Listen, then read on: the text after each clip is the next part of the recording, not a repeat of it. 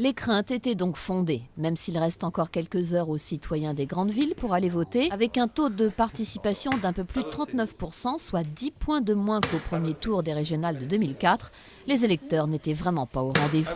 Les leaders politiques ont pourtant montré l'exemple ce matin, comme ici à Lille, dans cette école maternelle, où la première secrétaire du PS a accompli son devoir électoral en compagnie d'électeurs tout aussi motivés qu'elle. On est là matinalement.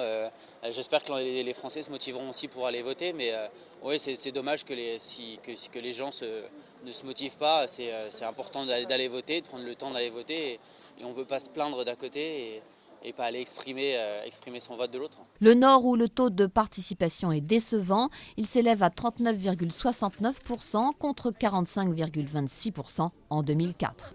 L'enjeu de ce scrutin, c'est l'élection de 1880 conseillers régionaux dans 26 régions de France et d'outre-mer, dont 24 sont actuellement détenus par le PS. Pour Nicolas Sarkozy, qui a voté ce matin à Paris, les résultats de ce premier tour seront décisifs. Soit sa formation est en mesure d'arracher une région ou deux à la gauche, soit le résultat démontre clairement que les Français ont décidé de lui adresser un message, celui de la sanction.